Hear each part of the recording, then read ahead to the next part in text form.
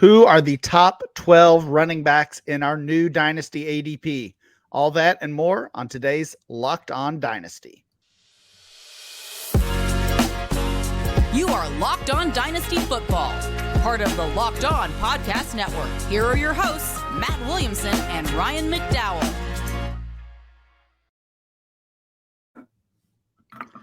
Thanks for making Locked On Dynasty your first listen every day. We are free and available on all platforms. This episode is brought to you by FanDuel Sportsbook, the official sportsbook of the NFL. Make every moment more. Visit FanDuel.com/Locked On today to get started. Welcome to the Locked On Dynasty Football Podcast. I'm your host, Ryan McDowell. You can follow me on Twitter at RyanMC23. Joining me, as always, is Matt Williamson. Find Matt on Twitter at WilliamsonNFL. Matt, how's it going today? It's good, man. How are you? I'm good as well. Yeah. We're about a week away from NFL Combine time, so I'm really good. I know you're going to be there. I'm going to be there later in the week.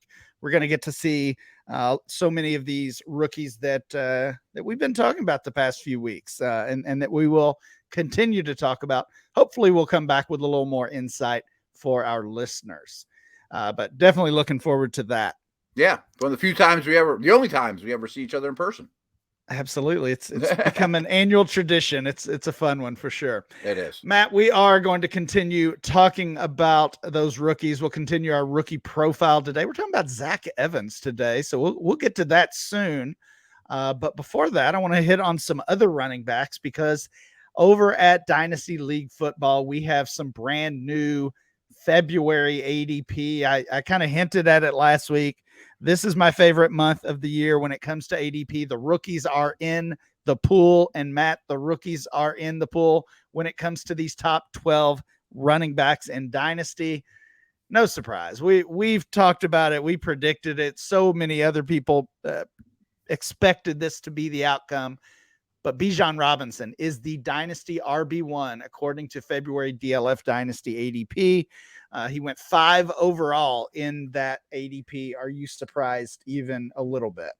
No, and part of it's because Taylor's stock has dropped a little bit too. You know what I mean? Yeah. The 365 day ago version of Jonathan Taylor might have beat him out, but his stock dropped a little bit in that last year, and he got a year older, as that happens to all of us, of course. Doesn't shock me one bit.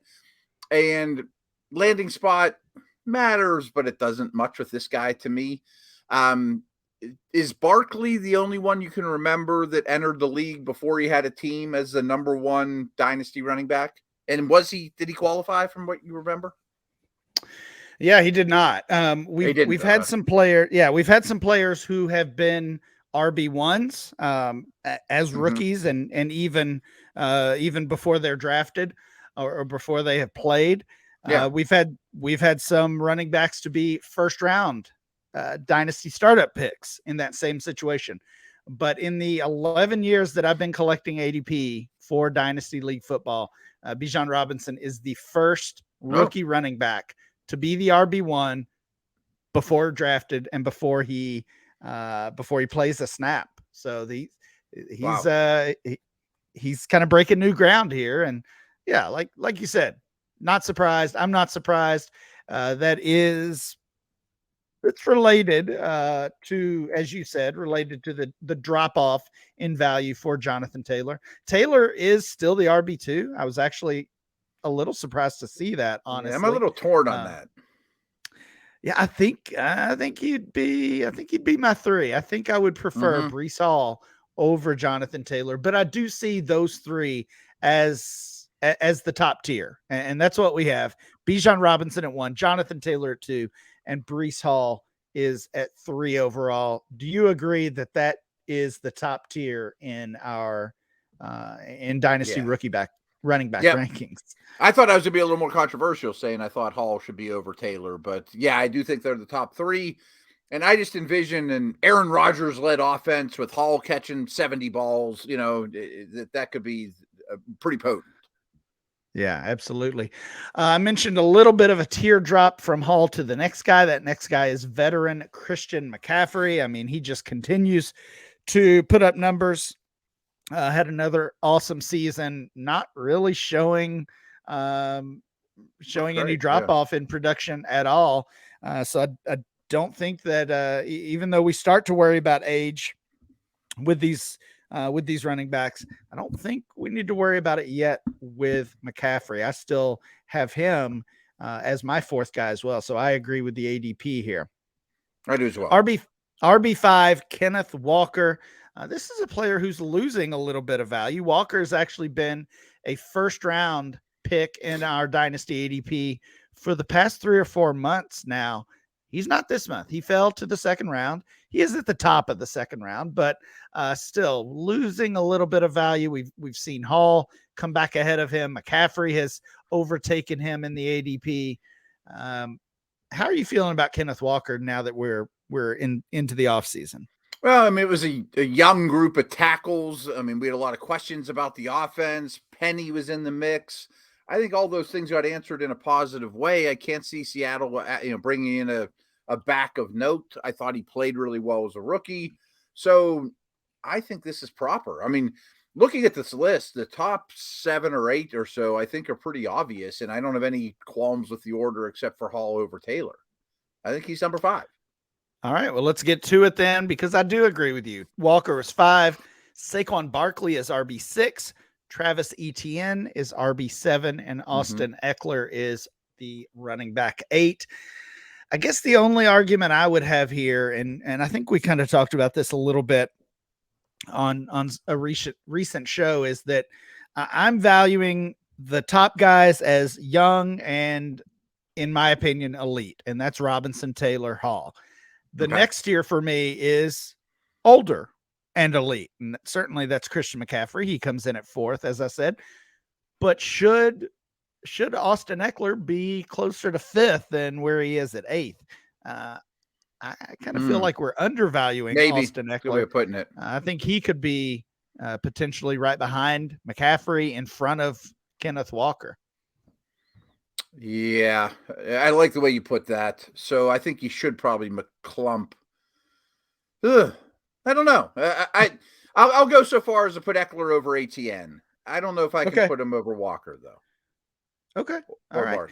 And of course, questions about Saquon Barkley and where he will play his 2023 season. The Giants in a tough spot, trying to retain both Saquon Barkley and Daniel Jones, and seemingly not getting anywhere on those contract extension talks. So one of those guys will get the franchise tag, we assume, and one of them will have the option to find a new team if they choose. That's probably going to be Saquon Barkley, I would guess, but we'll see how that plays out. I think Barkley gets franchised because, I mean, running backs, it's a totally different subject, but Tuesday, we're recording this on Tuesday, folks, to pull back the curtain, but it's franchise tag day. You can start tagging guys. And I think Jacobs, Barkley, and Pollard are all going to get it because the running back number is very, very low. That is true, but the running back market is also pretty deep, both in the NFL draft and in the free agent class. And well, there's a few free agent quarterbacks too, that are noteworthy as well. They're going to be expensive. We've heard Daniel Jones wants $45 million.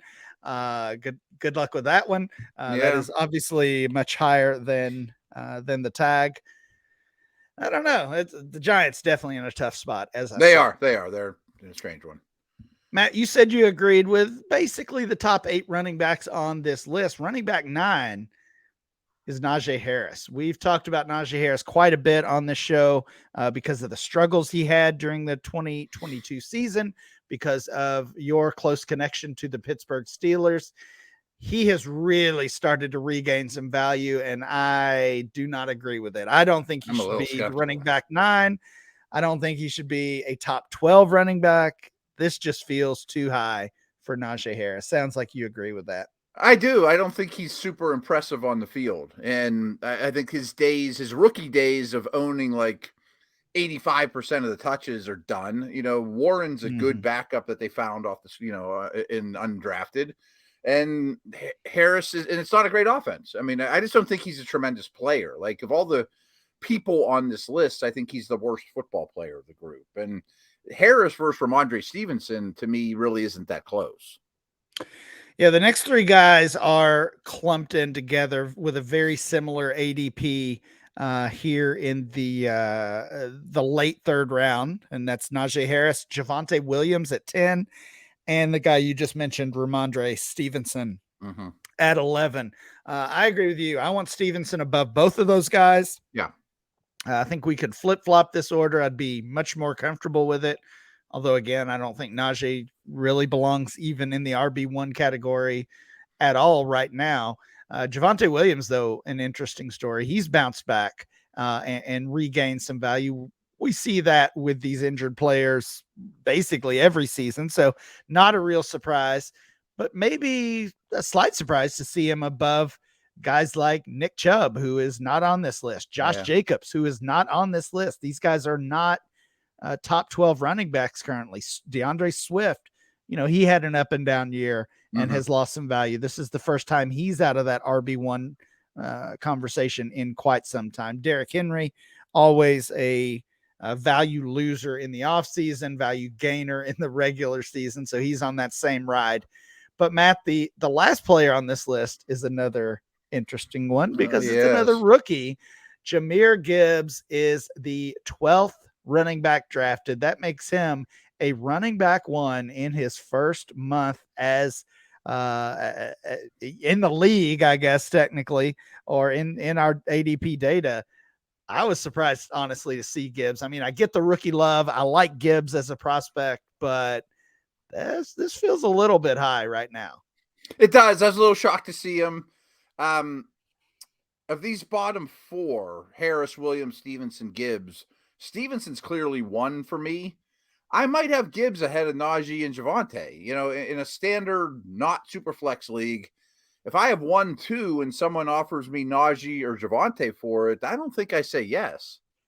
Yeah, that's a really good way to think of it. And I agree with you, actually. So I think, maybe Gibbs is not too high. Maybe those other guys are too high.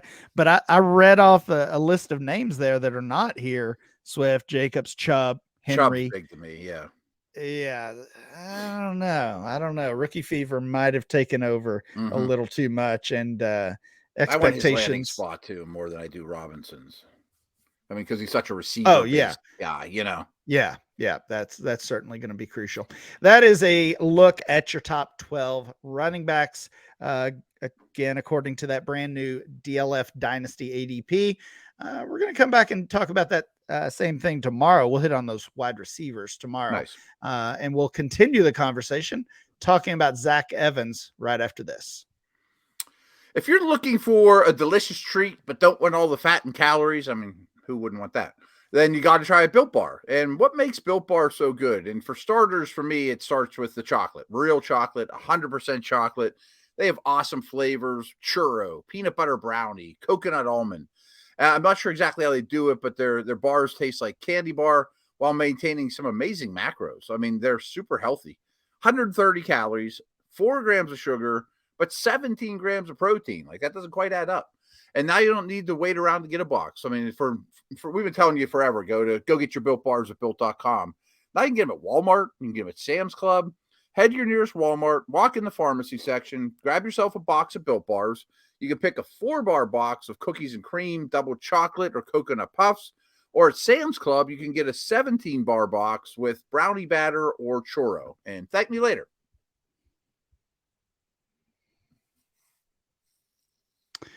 All right, Matt, we are back. We're talking, as I mentioned, Zach Evans. Of course, Evans, the running back from Mississippi, formerly of TCU, played his first 2 years at TCU before finishing out his college career at Mississippi. 6 feet tall, 215 pounds. He is 21 years old, turns 22 very soon, right around the NFL draft time, I believe.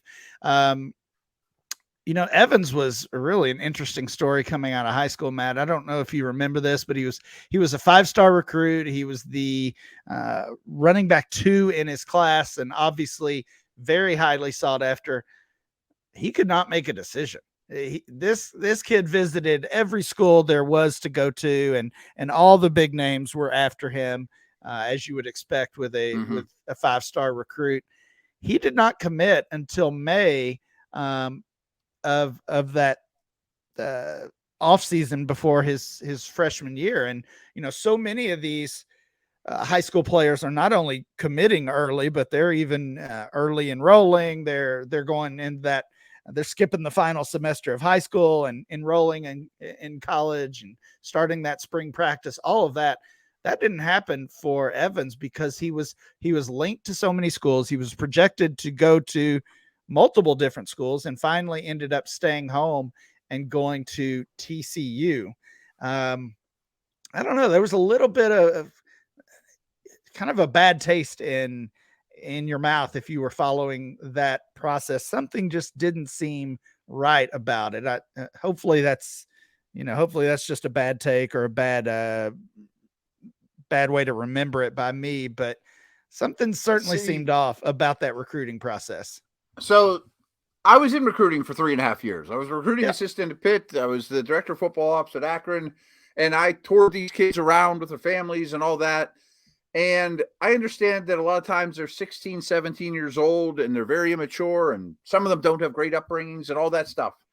But I would, as an NFL team, I want to hear about that. I mean, there's a lot of great opportunities for you here. Just grab one, Zach, you know what I mean? And be excited about it. Don't drag your feet. And some of it you took personally if they didn't end up going to Pitt or whatever. But a lot of times when kids would be real waffly and wavering and they decided against it, you kind of thought at the end of the day, I didn't love hanging out with him anyway. You know what I mean? Like it is. I'd like to clear that up a little bit. Okay. Might be nothing. Yeah. Might be nothing. Yeah. Hopefully it is. Mm-hmm. Had a solid career production wise as a freshman, 54 carries for over 400 yards and 4 touchdowns for TCU. As a sophomore, 92 carries, 648 yards and 5 touchdowns. At that point, career felt solid, but not spectacular. Ends up following that 2021 season, as so many other players did, ends up transferring. He goes from TCU to Mississippi, and it was a little bit of a bumpy ride at Ole Miss as well. His numbers look a lot better if you're just checking box scores or his stat lines. 144 carries, 936 rushing yards, and 9 touchdowns. But he also had to split that backfield, and he had a true freshman, I believe, running back there, Judkins, who quite honestly looked like the better player for many of the games. So I think there's still some concerns there. Now, Matt, I know you're not a Devy guy, but Zach Evans, because he entered as one of those top recruits, he's been a name that's been in that Devy landscape for a while now, throughout his college career. And he's been a player who's been highly valued, and many people expected him after Bijan Robinson and after Jahmyr Gibbs to be the next guy in line, the RB3 in this class. And if you look at some early ADP, if you look at early rankings, he's just not showing up there. He seems to be losing value. We talk about the mock drafts. He's not even showing up in those. Even if you find a day 2 mock that has the 2nd and 3rd round, he's often not included there. Suddenly this is a player that feels like maybe a day 3 running back and not a 1st round rookie pick, potentially falling to the 2nd round. Matt, I know you and I both love to check out the work at PFF. They've got their draft guide out. I was going to dig into some of the data that they always offer. They didn't even write Zach Evans up in their draft guide. And well, they still might. This is the first one that came out. They just keep adding to it, but he must not have been a priority for them. Right. Exactly. I know. Yeah. They it's kind of an ongoing product there. It is. And again, we love the work they do, especially when it comes to any of the analytics and data, but he's already found it. It's not a good sign for Zach Evans. So we always start with the strengths. Let's start with the weaknesses here. What is it that has Zach Evans falling down the ranks, losing value, and potentially even finding himself as a day 3 NFL draft pick? Well, I don't know. I haven't studied him as much as I'd like compared to some of our other conversations, but I do know that there's some inconsistencies. I think expectations didn't help his cause. The little I'm harping on this recruiting story because it hits home too much, but I wonder are all these things similar? I'm stealing information about him from others and podcasts I've listened to over the last few weeks, and I forget where I heard it from, but I heard some people saying doesn't have great vision, doesn't always hit the hole that he should. Like seem to be a trend with this guy, character stuff and just who he is possibly. But I also heard Matt Waldman. He was doing his, just a couple sentences on every running back without giving too much away for the rookie scouting portfolio. And Evans kind of changed his tune. Like, I'm excited about this guy. It wasn't, I'm worried about him. It's just the way that Matt presented it. And you and I have both presented, I've seen Matt's great work for years and years now. You can tell when his final rankings come out, I bet this guy's going to shock some people with where he has them. So I'm sure there's a lot to work with. He has size, he has speed, but these inconsistencies need to be worked out. And why? Yeah, I needed a little glimmer of hope, so I'll take it however I can get it. I mentioned that freshman for Mississippi, Quinshon Judkins, didn't just share the backfield with Zach Evans, really dominated the work. He ends up with 274 carries, so nearly double what Evans had for over 1,500 yards and 16 touchdowns. So Evans simply was plan B there in that backfield. I'm sure that's not how he saw that working out when he transferred to the SEC school. Matt, when we come back, we'll talk about some of the strengths, some things we like about Zach Evans, and also dig into his dynasty value just a little bit. Sounds like a plan, but the midway point of the NBA season is here, and now is the perfect time to download FanDuel, America's #1 sportsbook. So new customers get a no-sweat first bet up to $1,000. That's bonus bets back if your first bet doesn't win. Just download the FanDuel Sportsbook app. It's safe, secure, super easy to use. Then you can bet on everything from money line to point scores to threes drained. There's so many other things as well. I mean, I'm not an NBA expert, but there are, player props on rebounds and spreads and cores and assists and anything you want, to say the least. Plus, FanDuel even lets you combine your bets for a chance at a bigger payout with a same game parlay. Don't miss a chance to get your no sweat first bet up to $1,000 in bonus bets when you go to FanDuel.com/lockedon. That's FanDuel.com/lockedon to learn more. Make every moment more with FanDuel, the official sports betting partner of the NBA. Matt, let's finish up the conversation about Zach Evans. It's not all bad. This is a big, powerful runner. He's got some nice speed for his size. Got some burst out of the backfield. And even though his pass catching numbers certainly aren't gaudy by any means, I feel like he showed some skills as a pass catcher on the opportunities that he did get. So it's always tough. And we've done this, we did it with Kenneth Walker. We do it every year with some of these prospects. They didn't really catch the ball, but we think they can. We think they will in the NFL. And sometimes those things play out and change. And a lot of times they don't. What are some other strengths you see in what you've checked out with Zach Evans? So some of the stuff I've checked out with him makes me think that the football world has come a little too easy for him because he's so talented. He's a 5-star. Did he have to do the little things in practice to be the best player on the field?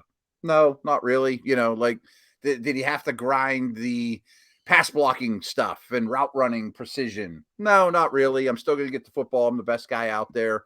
And I'm generalizing a little bit. I mean, I'm not saying he's lazy or not smart or any of those things. You just see a lot of these guys that didn't realize, hey, this is more of a commitment. This is more of a field. I mean, you have to major in all these things to be great. And so I still need to work on him. I feel like I'm cutting down his character. By no means has anyone told me this is a bad guy or anything like that. It's just there's just some tendencies, some red flags that all sort of go together. But I wonder what team he goes to, though. I mean, if Bill Parcells would have got a hold of him, wow, he could turn into a great, great player. But if he's allowed to kind of lax his way through things, or is a late round pick and people aren't invested in him, he could fall off quickly if he doesn't correct those things. Yeah, I think you hit on some good things there, and we've been pretty negative on Zach Evans, but yeah, and I don't mean to be. There's still a lot to like, and I mean the upside is we throw that word around a lot. He certainly has it, and it's going to come down to landing spot, and if he can, if he can put it all together and actually perform up to the expectations. Let's check out a couple things related to his dynasty value. He is the 7th overall player at DLF in our rookie rankings. He is currently the RB3. I personally disagree with those rankings. He's a little lower on my board. I've got a couple guys ahead of him, but that's where he sits for now.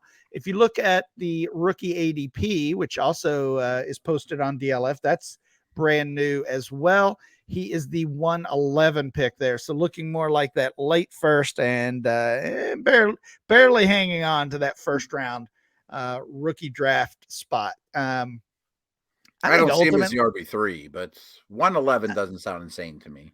Right. Yeah. I was going to say basically the same thing. I think we end up seeing him as I think that late first round is going to end up being his ceiling, right? Okay. If he is a day 3 pick, if he falls to the 4th or 5th round, that's about the highest you would want to take him. And it would take a great landing spot to even see him sneaking into the first round. Right.